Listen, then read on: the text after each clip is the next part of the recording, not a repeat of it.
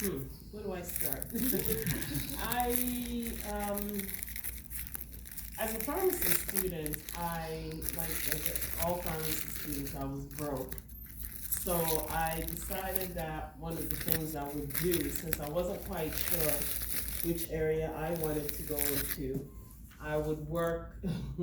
My last year, I went to University of Maryland, and your last year, I think you do coursework, and then your last several months is just your rotations, and then if you do it right, you are left with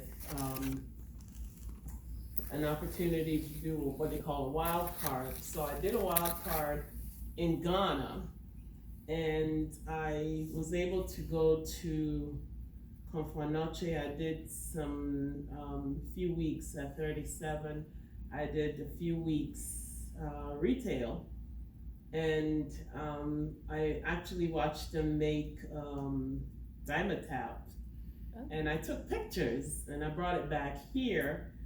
And unfortunately, the medication was being prepared in a not very to me, not very hygienic, not very sterile way. But that's what they had to do what they needed to do. But that was what formed my decision to actually go into informatics. And the reason I say that is because as a student, I ended up coming back here after my rotation and deciding to work 3 different places at the same time. I was at Johns Hopkins Hospital, I was at Johns Hopkins HMO, and then I also worked at Rite Aid at the same time, but I wasn't doing any kind of rotations. So I was flush with money and no way to spend it because I was busy working. But during my period as a pharmacy student at Rite Aid, this is when the computers now started coming out, and I was fascinated, and I was trying to find a way how we can introduce this type of computerization to Ghana's pharmacy environment, and I realized that Ghana is a very long way from having that happen, and I think 30 some years later, we are just seeing the impact of computers in pharmacy in Ghana. But basically what I did as a retail pharmacy student and also as an intern after I graduated, I didn't want to work retail as a pharmacist. So I volunteered to go around floating, teaching these and they were all old white men, so that's exactly what they were. Old white men, how to use this thing called computers, and they never thought it would stay with us. Oh, computers, it'll never stay. Oh, sure, I'll learn. So my job as a student and then also as an intern was to travel and go from store to store to store, introducing structure into the pharmacy period. Those were the days when the technician or the cashier, that's what it was, would take a prescription and hand it to the pharmacist. There was no address, no phone number, no patient demographics, nothing on it. And my job was to introduce structure. So I need you to put an address and a phone number and a date of birth. And these pharmacists just resisted. They all liked typing like this on the manual typewriter, not even electric, and they were used to it. So this is what they like to do, and this is what they were used to. So it was like pulling them, kicking and screaming and trying to tell them the advantages of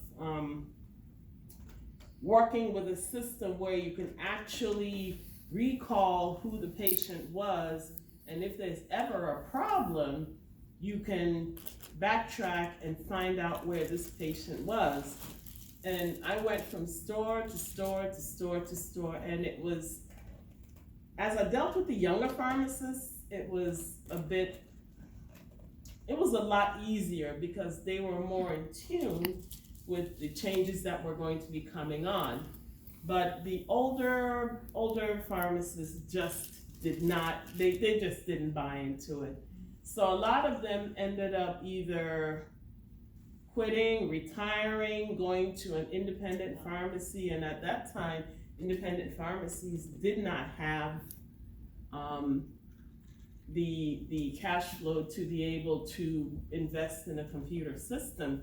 So you could safely go back to what you were doing if you were an older pharmacist. You could safely go back to what you were doing and continue doing it without having to worry about having to learn anything new. I had an opportunity the US government is usually on the forefront of changes in terms of computerization. So back in the early 80s, the US government wanted to computerize their bases. And so there was an opportunity for me to be able to travel to various Japan, Korea, all these other locations and train the pharmacists on these new computer systems. Unfortunately, I just had gotten married and I just had a baby, and I looked at my husband and I realized he's not going to be able to take care of this baby. And I wasn't in the position to bring somebody here, or so I had to turn down that opportunity. But that just kind of fueled my interest in computers, and what we were faced with as we were trying to understand how the simulations were when you try to teach somebody how to use a computer. You could see that pharmacists are not the ones building the computer system. There was really no input from the pharmacists. You would see something like, give 500 milligrams of vancomycin PO for PRN rash or something like that, and there would be no route. So I realized that pharmacists are really needed to be able to get into this field, so it's done appropriately and it's done correctly and it's done right. I continued following Rite Aid. I continued with that route, and then I developed an interest in hospital, and I realized that I could go into hospital and go into the pharmacy area. So I became certified in Meditech, which was the computer system we had at that time. And to make a long story short, my hospital got acquired by University of Maryland. So now University of Maryland uses Epic. So I went for Epic training and then got certified as a Willow analyst. So what I do is what the University of Maryland does actually. When a pharmacist gets certified, or when they identify an IT pharmacist, your job is to transition the pharmacy from whatever program or whatever record they were on before to the new system, which right now is Epic. So they pay for you to go to Wisconsin. They pay for your stay there. You're there on 3 different occasions. They pay for your flight. They pay for, whatever it is. And then after that, you spend a year building the pharmacy system. So that's what I did last year. You're building order sets. You are creating the drug formulary. You are all kinds of little nitpicky stuff that you wouldn't imagine. You are working with the other teams, the ambulatory team. You're working with the ER, you're working with the OR, you're working with nursing, and you're creating other order sets or whatever it is that help with the physicians or with the nurses, and you're also working as a Pyxis coordinator, because Pyxis is what most of the University of Maryland systems use as their whatever it is, this ADS, automatic dispensing system. So my role is also as a Pyxis coordinator, giving access and making sure that if there are items that need to be done, need any kind of troubleshooting, any type of problems coming up, any kind of upgrades, that's what I have to do. On a daily basis, we just went live with Epic about 6 months ago, so we're still working out the kinks. It's problematic. The little issues that come up tend to involve pharmacists not understanding what the doctor is trying to order, or if a doctor is ordering something, it's non-formulary. How come I can't order this? Can you fix this? Or if a doctor used to have something that was in our old system and is not able to order it now because now it's no longer something that a little tiny hospital that we were before used to carry. Now we're part of a University of Maryland 15-site hospital system. So they have a huge formulary that they want us to follow. So whatever we used to have before, we don't have any longer.